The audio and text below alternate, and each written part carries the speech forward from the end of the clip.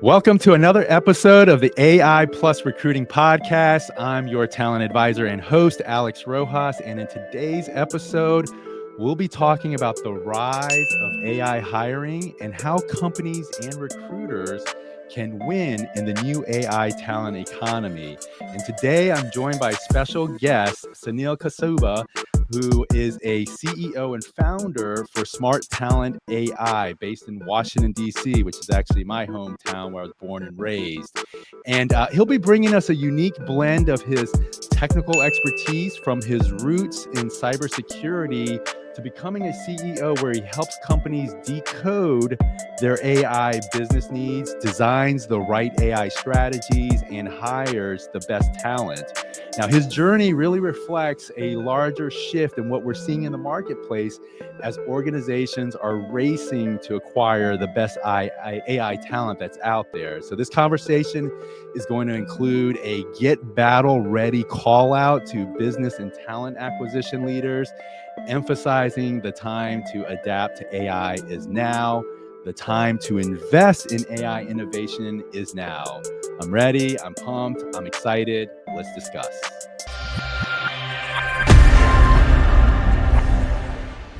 Sunil, welcome to the AI Plus Recruiting Podcast. I'm really looking forward to our conversation, and I really want to set up the stage of our conversation for here today. And really what we want to talk about as we introduce this is really career pivots and the transitioning into AI. But again, really excited to have you join the podcast. Thank you so much, Alex. I'm really honored to be here with you today and very excited to talk about one of my favorite topics. So let's get moving on this. Yes. Well, there's lots of movement right now in the job marketplace that we're seeing, especially when it comes to high tech professionals kind of transitioning into AI. Can you talk about really what's happening right now in the job marketplace when it comes to career pivots into the AI industry, and specifically, where is the market heading? Sure. Thank you for that question, Alex. I guess I'll first start with my own personal journey, and it'll kind of lead into a couple larger points that I can make.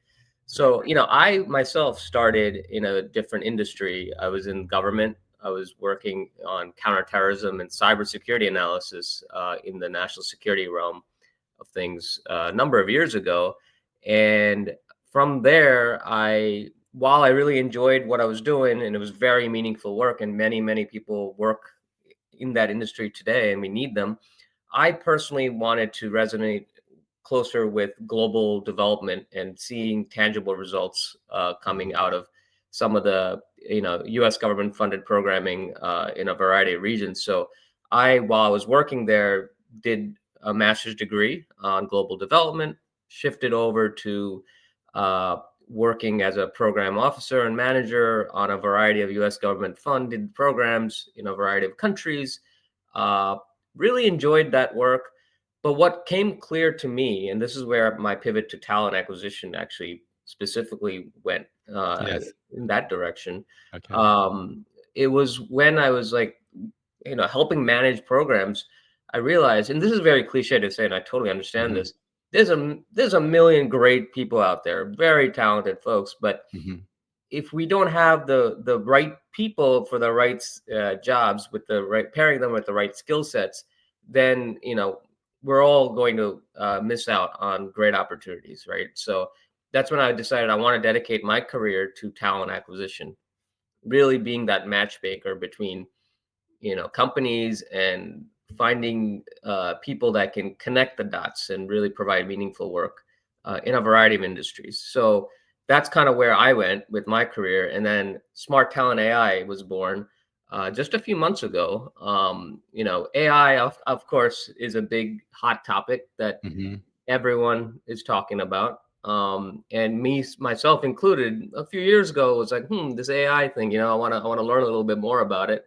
Yeah. And it resonated with me personally because coming from the tech industry in cybersecurity in the government, I saw AI at that point as also kind of a new frontier. Mhm. where cyber was years ago, and I saw AI with such great potential. I also first approached AI with a bit of skepticism, like a lot of us do, and like a lot of Mhm. us should be. And I still have that. I still have some skepticism, but I realize, either you get behind AI, use it to augment your processes, or you fall behind, quite frankly. So Yeah. that's when I started really pivoting my career and my current company that you mentioned to really focusing my efforts on identifying AI professionals that can help augment processes for a variety of different firms, small and large enterprises, and state and local governments as well. So, uh, I yeah, love it. that's kind of the intro I want to Great. talk about. Yeah, no, that's a great origin story, and that's what really was fascinating when you and I got together to hear kind of, really what that transition was like for you, to make that cybersecurity transition, that pivot into talent acquisition, and now really focusing on the AI, business landscape.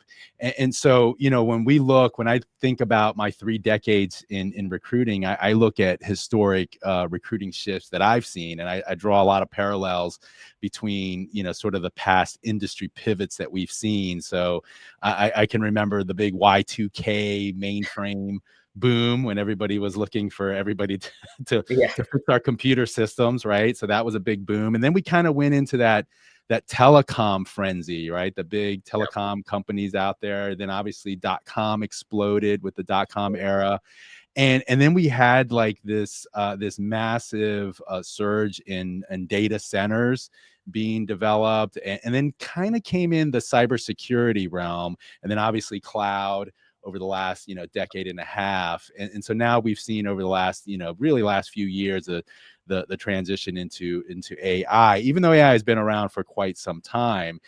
And so when I look at the technology impact that it has on recruiting, I think what for recruiters, as we're recruiters out there and we're listening to Sunil talk about his transition, for us as recruiters, we have to reshape even our workflows. And so we've done that even from the advancement of sourcing in Boolean string methods to now using smart search and adopting social media and chat technology, and now kind of these absolutely. AI driven recruiting tools that are out there. And I just thought that was really fascinating, the pivots that we're going to be seeing in the marketplace for professionals that are going to be kind of transitioning into these areas. And that's one of the things that I did just on this podcast alone, was transitioning from Mindset podcast over to the AI Plus recruiting podcast. And that's a pivot that I thought was absolutely necessary, to do, considering the landscape that we're in right now. So let's dig into this a little bit more. So I want to Yeah, kind of get into the weeds here, Sunil, and really what I want to look at is, which companies are hiring AI talent. I think that's one of the things that we want to look at. As AI, AI hiring looks different at every stage, of a company's growth. So it could be everything from startups to tech, the tech giants out there. Each company, has their sort of set of challenges and strategies that are really unique to their own. So one of the things that we just recently witnessed was kind of this. It seems like there's a race for AI talent that's starting to unfold, and we saw it with recently the Mark Zuckerberg Meta announcement that he publicly said that he's going to go after the best AI technologists in the country. And so he's going after all the big AI shops of the world, the Open AIs and the Googles, Anthropic, to name a few. So it's going to seem like it's going to be like a game of musical chairs right now. And so some are going to be jumping ship, but also they'll be doing it for maybe more income, bigger payday, but others are going to stay put because they believe in the vision cast of some of those companies. But from your perspective, can you share with us what you're seeing as it relates to more traditional companies, what they're doing when it comes to hiring AI talent? I'd imagine that it's going to vary again, I guess, across company size and what industry vertical that they're in. What large organizations are doing compared to mid-sized or small business companies are going to differ, and how each one of them is approaching hiring. What are you seeing out there right now? thanks, Alex. That's an excellent question, and that's something that as I've started this company and I'm talking to a lot of different organizations, I'm seeing this lot of these differences outlined. I mean, starting with the traditional, more enterprise level organizations. Again, everything I'm saying is general observations. Obviously, there's exceptions to these, but generally, what I'm seeing with the larger enterprises is that they're looking for support to develop their own custom language, large language models, right? Large LLMs. They're looking to have talent hired internally to build these large scale models, and they're looking to hire data scientists, prompt engineers, AI operations analysts, machine learning engineers. So I'm Mhm. seeing a lot of that trend with enterprises as they're trying to build their own internal Yeah. customized systems. With the medium-sized enterprises, which is more of the companies I'm working with and trying to support, Mhm. I'm seeing a little bit of a hybrid where, obviously, they got to be mindful of the budget. So they're trying to take a lot more of a pragmatic approach and trying to identify how AI tools can be systematized and integrated to supporting their current workflows and Mhm. automating workflows that they have already in place. So they're not trying to reinvent the wheel. They're trying to hire short-term, long-term consultants that can come in, prescribe solutions for, and help automate existing workflows. Okay. That's what I'm seeing on the medium-sized front. Small Okay. companies, they're very, cognizant and enthusiastic in getting into the quote unquote AI game. But they are, I think a lot of the ones I've talked to are trying to figure out where to even begin. So Mhm. they're more at the level where they're looking for quote unquote AI generalists, and that could mean a plethora of things, as we both know. But they're looking to see, okay, how AI is going to even be a strong indicator of ROI, and like how AI can work with not only existing workflows but create those workflows for them, right? Mhm. So like, they're like really at the beginning stages of things. And one industry that I think is often overlooked, and this is something with smart talent AI that we're trying to do, is work with small to medium sized governments as well, Mhm. because that's a little bit of a different set of factors that we're working with, because they're facing the demand not only to systematize and automate processes within their own Mhm. companies, kind of like the mid-sized to larger sized companies that I was talking about, but they're also looking to meet citizens' demands. Yeah. And there's obviously a lot of political pressure there, and a lot of other pressures that they're dealing with to help use AI to meet a lot of demands that citizens are dealing with on an everyday basis, like reducing traffic, reducing congestion, making their streets cleaner. So that's where we have a smart cities focus in our program, which I'm happy to get into later, Yeah. and that's what we're trying to also work on, increasing and optimizing AI talent towards. Yeah. I love that, Sunil. I mean, there you just laid out really the first of all, what's desperately needed out there for a lot of companies is to have somebody like a facilitator that can come in and be consultative and trying to figure out what kind of AI solutions, fits their business needs. And I loved how you picked, some of these local governments as well. We've even seen, I just spoke to an AI product developer the other day, and he was talking about the sort of the surge that they're seeing even with local businesses. A lot of these local businesses, these small mom and pop sort of businesses that are looking to incorporate AI. So even they need a helping hand. So those are, again, great reasons why companies really need to turn to you, to companies like you, to really help them navigate through this. I think also the other thing that you and I kind of talked about, just briefly is, and this is what I've been seeing kind of when we look at non-AI companies, Yeah. that I think kind of put themselves at risk. These larger enterprise organizations, they're starting to kind of get into this paralysis analysis with Mm. governance AI, right? Everything comes down to more IT security, of course, the privacy and legal updates, and cyber reviews, all those things have to happen. But I'm also seeing them really starting to get a little apprehensive when it comes to legislature, Right. whether it's state, local, or federal government standards that are out there. And so I think what that's doing is really bringing more oversights, more red tape, more bureaucratic, which means that there's a longer pause in investing in AI for some of these large enterprise organizations, because really what turns out to be 3 months then becomes 6 months or 9 months. And then AI, AI is moving at such a lightning speed right now. And the longer that they delay, I think what it does is it tees up sort of these early AI adopters, which I think is what you're servicing right now as far as your field goes, your clients. And these early adopters, they're going to be a little bit unique, because these larger companies are slower to adopt and move. The doors are going to open for these small mid-sized companies to be quicker, to adapt, to try new technology, and they're going to be able to grow, market, and sell, acquire new customers at a much higher rate, which ultimately is going to increase the revenue and growth.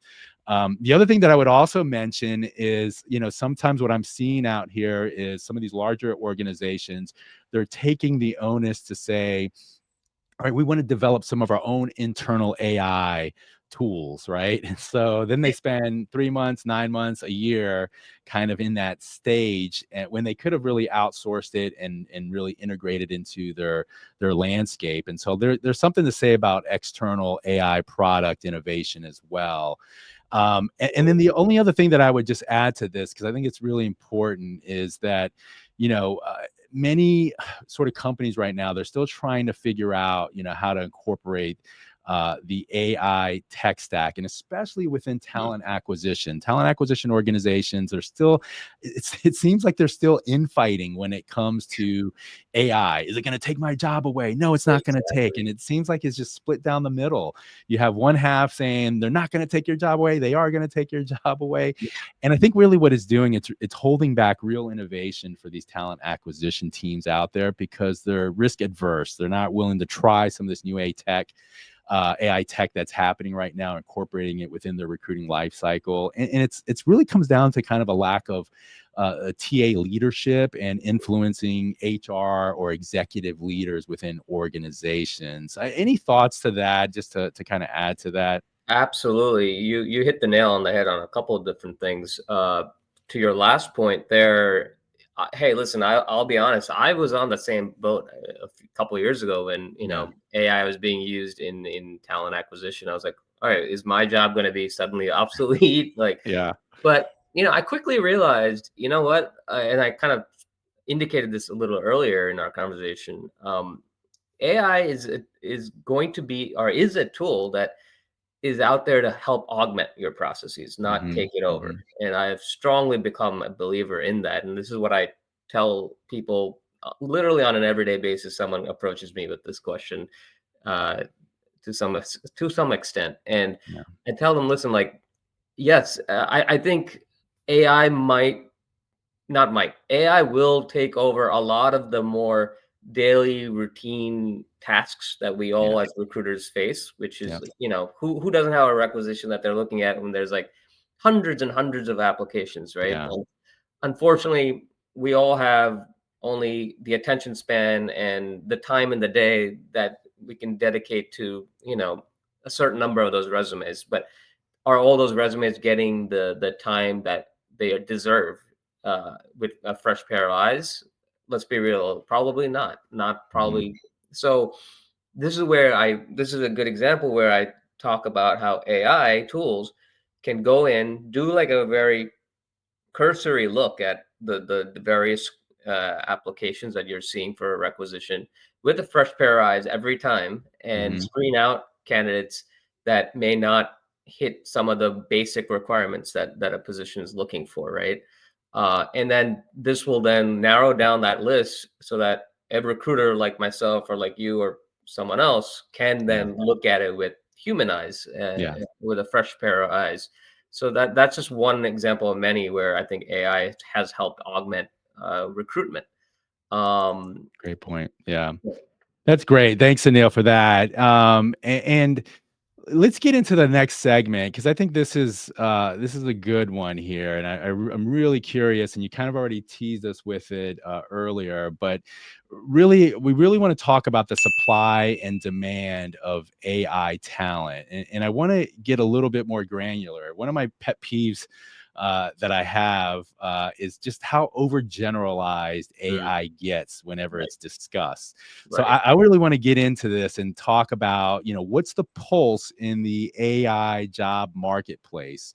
So Sure. could you break down maybe the top three of the most in demand AI related roles that you're seeing right now as it relates to maybe job titles or required skills or hiring challenges, whatever you want to say, kind of just about, so give us like the top three so we Sure. know what's happening in the recruiting market space. Absolutely. I'll start off with the top technical role that I'm seeing, which are prompt engineers and AI ops managers. Those that can what most people envision AI being like, having machine learning engineers and tech specialists go in, craft a variety of codes to help companies refine outputs when it comes to developing LLMs within companies. So I'm seeing a lot of need for that, those machine learning engineers and prompt engineers. So there's Mhm. that. But on the non-technical side, which is where I want to go to, and this is where my company's focused a lot on, because Okay. we've realized, AI, while obviously it is technical at its core, Hmm. is more practical than anything else. Like we've been talking about, we need to have it, have you AI utilized in a practical manner. So one of the other roles that I'm seeing quite high demand for is AI program managers. Those that Hmm. can go into a company. And this is what I talk about a lot with clients of mine. We need people not only that understand, the high level tech behind, creating an LLM or integrating AI into existing workflows, but also those that can devise a blueprint for your company on Yeah. how AI should be rolled out. Um, Help identify, XYZ that can be automated and the ROI that can come as a result of that automation. So this involves, not only program management, but also a little bit of business analysis, right, behind what Hmm. tools can be automated. Because if you go to any given company, there's everyone's inundated with a million tasks a day. So there's a lot of things that can be automated, but we have to look at what to prioritize. So that's the other role that we're prioritizing on our end. Okay. And thirdly, and certainly not least importantly, and you hinted at this, I'm glad you brought this up, risk management and compliance. As a cybersecurity person myself, this is where my brain Yeah. goes off, and Yeah. Sure. the need for that AI risk management and compliance. And Alex, I liked how you brought up that earlier and how a lot of large enterprises are being bogged down a little bit by that. Hmm. And, rightfully so to some extent. Obviously, without this is a new frontier, right? It's the wild, wild Yes. west in many ways. Hmm. And I think companies are, from what I'm I'm seeing a higher demand for people that can go in, devise a risk management plan, a compliance, like with those eyes in view, Hmm. not only those that can implement and like, put together new sexy tools for companies, but also on the back end, make sure we're managing it properly. And then Yes.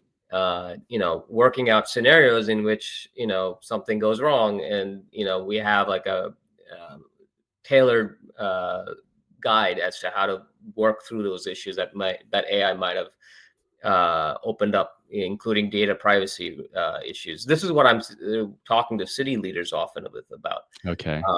where they're saying, and rightfully so, citizens are very excited about the idea of IoTs being there out there, detecting traffic patterns or detecting patterns of life that citizens are, practicing every day.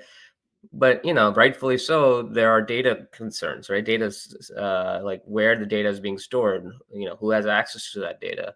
Hmm. And that obviously will lead to privacy concerns that I'm sure you and I would share too. So all that to say, yeah, risk compliance is another big role that I'm seeing, and my company's also pushing out for in that space. And I guess that comes under the umbrella of the AI education space and AI literacy space. So Okay. Yeah, that's great. And thanks for highlighting those 3 sort of hot skill set areas, within AI when it comes to hiring. And for us recruiters, right? So, I think this is one of the things that I'm trying to do. You talked about educating, is even educating the talent acquisition community when it comes to, leveling up our expertise when it comes to, hey, based on these demands that we're going to start seeing in the marketplace, we have to start learning how to validate AI talent. And so it's going to be moving beyond sort of these buzzwords to grasp some of these technical foundations and some of these niche areas that are evolving right now. And so recruiters are really great because they adapt, they're fluid. I remember one time I was recruiting for an astronaut or electromagnetic scientist, had no idea how to recruit one. And so Right. recruiting an AI specialist shouldn't be any different, especially since AI roles have really been around. I've seen them for the last decade. They talked about sort of these machine learning engineers or data Right. scientists. They've been working on AI for Yeah, well over a decade now. And so now absolutely. it's finally just found its own sort of family job labor category, if you will. That's well Uh, put. yeah. Yeah. But, also for recruiters, it's really, we have to get proactive in pipelining. And so we have to align with the company's vision that you work for, understand what the long-term forecasting is when it comes to AI hiring. And so building and nurturing those talent community profiles, and getting ahead of the demand is going to be something really important for recruiters to do. And I think I just mentioned this last week. I put a post in there just trying to encourage recruiters, like, hey, how do you start transitioning into AI? And one of the things I talked about is, again, sort of leveraging as much knowledge base as you can, reading articles, watching AI focused podcasts like this, following LinkedIn thought leaders, reading industry reports, just having a good pulse, staying on top of some of these trends. And that will help recruiters sharpen their AI sort of recruiting expertise. So, with that said, let's get into the next segment. And in this one, I want to focus on marketing and selling AI to companies and to candidates, right? Oh, this So, is my what's favorite. yeah, I'm really interested in this. So, what's the method kind of being used right now to influence companies, to invest in AI? Is it product positioning, Right. or is it consultative solutions? What are the decision makers doing or not doing, or what are they educated or not educated enough with? Can you kind of talk about what your approach is when you're presenting AI solutions or products, and how do you communicate sort of that technical depth or that value proposition when it comes to that? That's a great question, Alex. I'm glad you brought it up. This is what we deal with on a daily basis Yeah.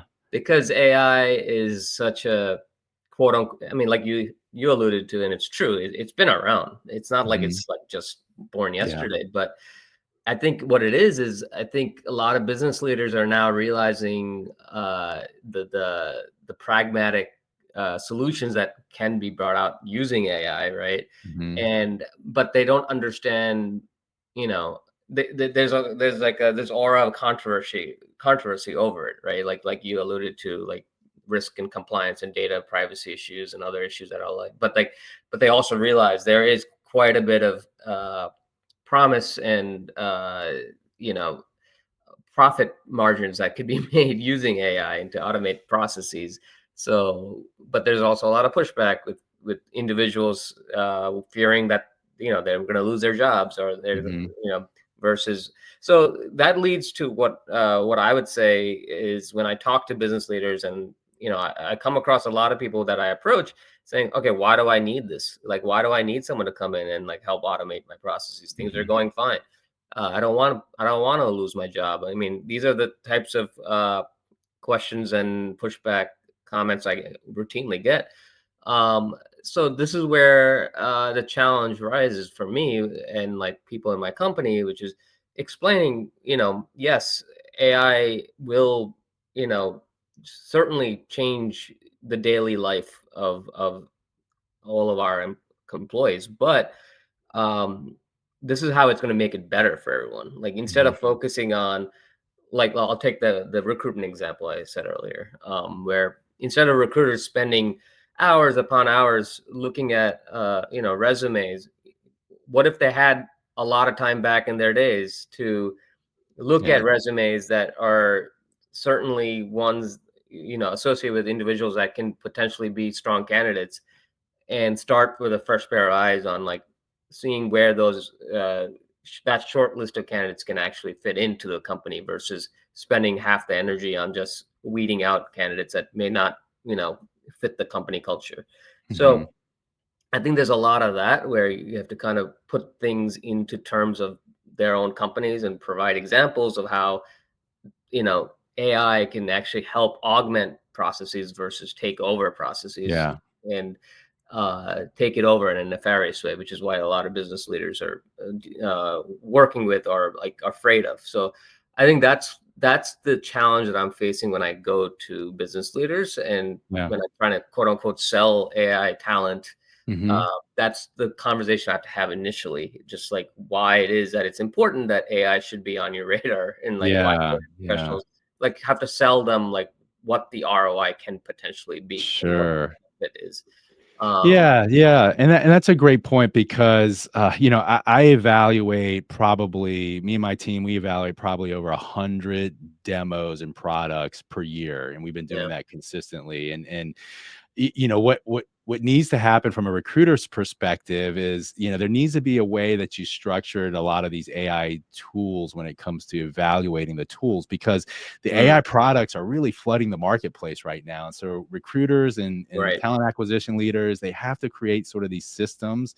I remember we had an Excel spreadsheet that kind of tracked all of our tools, and really, after several hundred, it's not manageable anymore right, to track and to rate and to assess tools and figure out what the ROIs are and what's the correct, integration potential and the innovation value and how do you enable it? How do you do change management, right, adoption? All these things matter, and you have to get leadership buy-in in order to do this. And so, exactly, I think that's one of the things that when companies or talent acquisition teams decide to say, hey, we're going to dabble with this AI product or tool, because not even the new products, even now, every existing product has to showcase some sort of AI enablement within their tool right now, or they're going to get lost and they're going to get shut right, down eventually. But I think it's for recruiters, it's saying, okay, let's leverage AI when it comes to candidate engagement, for example. And so we've seen it just with chat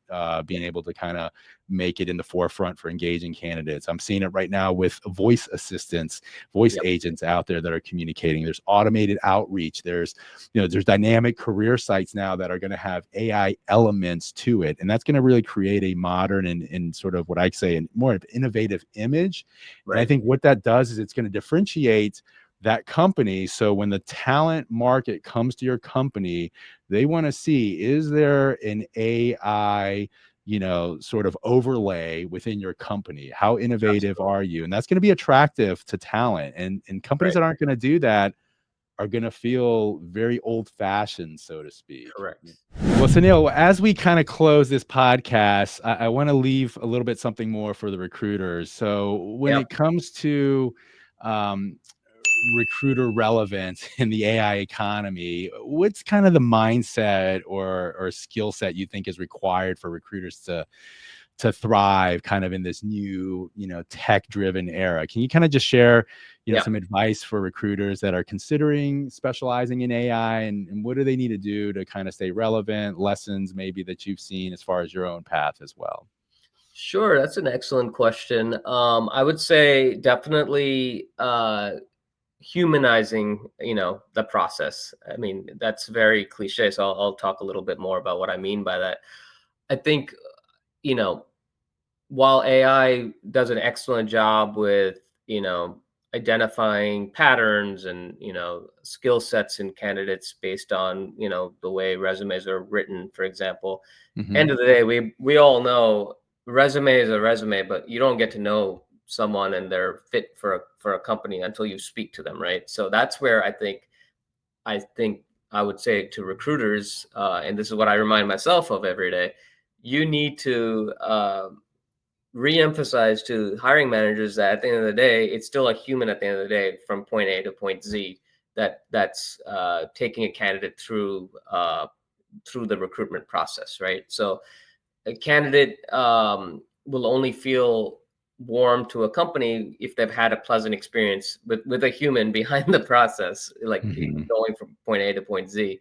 So I would say that's definitely there, like the human aspect of making sure candidates feel welcome and warm, and like they get a warm and fuzzy feeling from a company as they speak through the business of recruitment for any given position. I think that's what I would remind recruiters, that that's the value add that we bring as recruiters. Yeah. Yeah. Um, and the other thing I want to leave it with Mhm. is when you're identifying AI talent, quote unquote, I think a lot of recruiters ask me, how do I even go about doing that? How do I even go about finding, quote unquote, the right talent?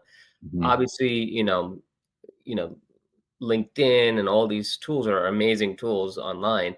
But I also think just going to trade shows and Yeah. conferences and having those fireside chats Yes. between meals or coffee breaks, uh, that's where it really, especially because AI is such a new concept, right? At the end of the Mhm. day, relatively. So having these conversations with people, like explaining to hiring managers and AI candidates, even where the needs are, where the demands are. Like I think a lot of people don't even realize the problems that they have are problems until you Yeah. have that Yeah. conversation. So like a perfect example, when I go to conferences and I've seen like a demo, like an LLM demo, Mhm. then then when I'm just talking to the engineer behind it, then I realize, oh, this person can also do XYZ using this LLM model for this other Mhm. company I spoke to, and then connecting the dots. So I think these are natural avenues as to how to identify AI talent, because it's such a practical approach at this point, where we need to find how AI professionals can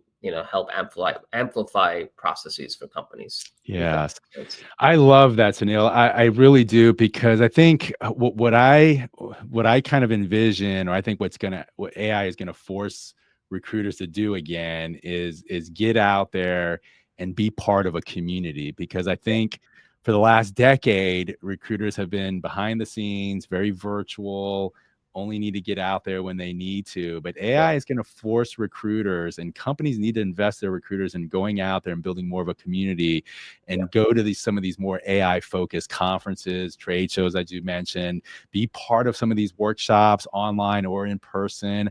I know you and I talked about these hackathons, AI yeah. hackathons, these meetups that are happening even locally within your communities. If they're not at your corporate headquarters, being part of panel discussions, podcasts like this. I mean, recruiters really do need to connect with AI technologists, and really kind of start fostering that knowledge sort of training mindset. And that's really going to help them when it comes to industry collaboration. And I think the companies that really start investing in this and start, really kind of saying, hey, we're going to go ahead and have our community, our recruiters go out there and be part of that AI community, are the Right. ones that are really going to start excelling from that standpoint. Yeah. So yeah, so Neil, that wraps up today's episode of the AI Plus Recruiting Podcast, the rise of AI hiring. A big thank you to you, Sunil, for sharing a powerful look at really what's driving today's AI business marketplace, and even that competitive race that we have right now for AI talent, and why recruiters really must evolve to compete in this new AI driven hiring economy. Sunil, before we let you go, I want to make sure that we get a chance to promote your company, Smart Talent AI. And so if you're an organization out there, you're looking to build an AI strategy and hire the right AI talent, or better position your company in the AI ecosystem, um, you know, or you want to get a hold of Sunil, how do you recommend that companies would get a hold of you? Absolutely. Thanks for the plug, first of all, Alex. Yeah. I would say LinkedIn. I'm very active on LinkedIn. My company is. So feel free to add me on LinkedIn and reach out to me. I'm happy to have a chat with you just to see how we can work together. That's one way.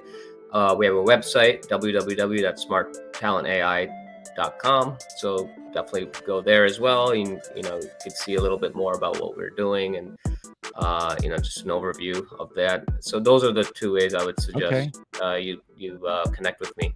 Great. Well, we're really excited. I'm going to stay in touch with you so we can see how Look forward to it. your firm grows. And this is just a great time and place to be in right now. So thank you for another very informative episode. Please remember to subscribe, to like, and comment. And until next time, it's all about the AI plus recruiting mindset. Thanks a lot, Sunil. Thank you, Alex. See you all. Take care.